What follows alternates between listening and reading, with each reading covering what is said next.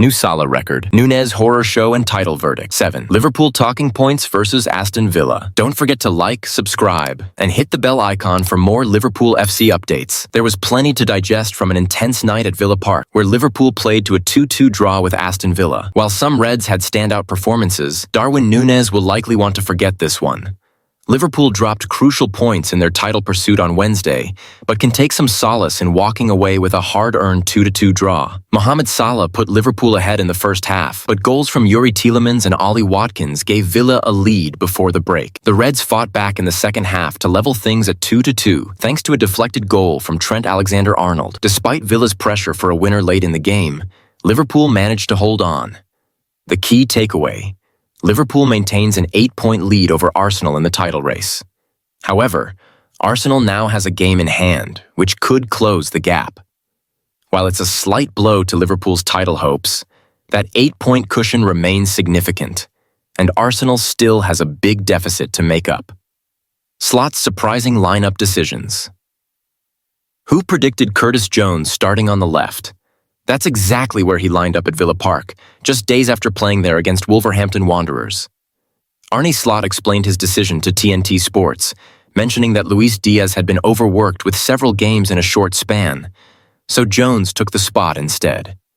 This choice does raise questions about Federico Chiesa's future at the club, as Slot opted for a midfielder in that role instead of the Italian winger. Additionally, Darwin Nunez's absence from the starting 11 for both Wolves and Villa games adds to speculation about his role in Slot's long-term plans. Salah breaks another record. Of course, Mohamed Salah added to his record-breaking season with another goal. His strike against Villa marked his 15th away goal of the Premier League campaign, surpassing Luis Suarez's record of 14 set in the 2013-14 season. Remarkably, Salah still has 5 more away games to further extend this record. He also provided an assist for Liverpool's equalizer in the second half. Nunez's missed opportunity. After being left out of the starting lineup again, Nunez came off the bench eager to make an impact. Minutes after entering the game, he had a golden chance to potentially score a winner when he was found in front of an open net, but his shot flew high and wide, adding to his growing list of missed opportunities. On the defensive side, Trent Alexander-Arnold had a strong start, playing some brilliant passes early on, but Villa's offensive threats mostly came down the left side. In particular, Marcus Rashford caused problems with his dynamic movement, and Alexander-Arnold was tested throughout the night. Mac Allister's controversial night.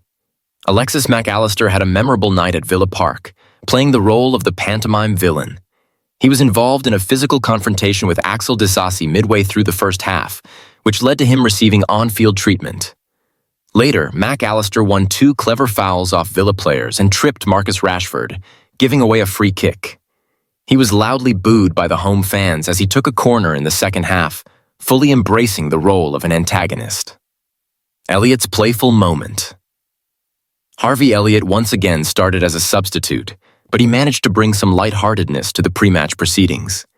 He was the last player to leave the pitch before kickoff, showing off his skills in front of the Villa supporters. Elliott even tossed a Premier League match ball into the crowd, only for security to ask for it back. The situation provided some lighthearted fun amidst the tension of the match. Liverpool's 2-2 draw at Villa Park, a roller coaster of emotions. Liverpool started strong with 3 shots in the first 6 minutes, dominating possession early on.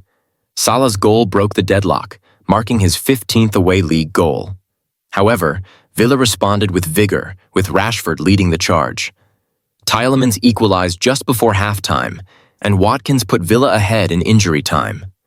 In the second half, Liverpool found their equalizer through a deflected shot from Alexander-Arnold. But Villa pressed for a winner, leaving the Reds to hold on for a point. While Arsenal will benefit from Liverpool's dropped points, they still have a lot of ground to make up with a game in hand. The losers of the night.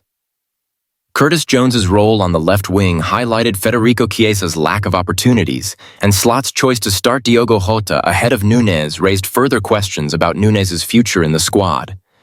Nunez's missed chances and inability to capitalize on key moments made this a night to forget for him. Additionally, Connor Bradley's late injury caused concern with Jarell Quansah, Aston Villa manager Unai Emery. disagrees with Arne Slot but praises Liverpool's levels in a hard-fought draw. Aston Villa's manager, Unai Emery, has expressed his belief that his team deserved a point against Liverpool after their dramatic 2-2 draw at Villa Park. The match, filled with intense action and crucial moments, ended with both teams having their share of opportunities, but in the end, neither could secure a victory. Liverpool, who were hoping to extend their lead at the top of the Premier League, missed a valuable opportunity to pull 10 points clear of their rivals. The Reds initially took the lead in the 29th minute thanks to a goal from Mohamed Salah, but by the time the whistle blew for halftime, Aston Villa had turned the game around with goals from Youri Tielemans and Ollie Watkins.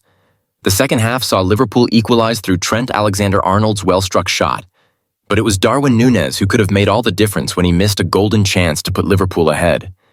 In the dying moments, Villa also came close to snatching a late win when Daniel Malin's effort narrowly missed the target in stoppage time. While Liverpool's head coach, Arne Slot, expressed his frustration, believing his side should have won, Emery was far more pleased with his team's performance. The Villa boss had no issue with the result and, in fact, emphasized his satisfaction with how his players had executed their game plan. "I'm happy with how we played and the performance," Emery commented after the match, speaking to Villa TV.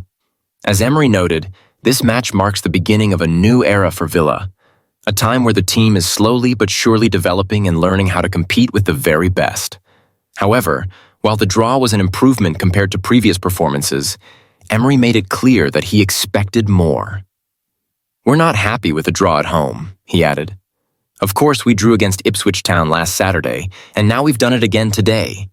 We have higher expectations, but I still believe the result was fair." Emery's thoughts were that both teams had their chances, and while one team would dominate for a while, the other would regain control moments later. "Over 90 minutes, the result is fair," Emery said. "Both teams created opportunities, and it wasn't a one-sided affair.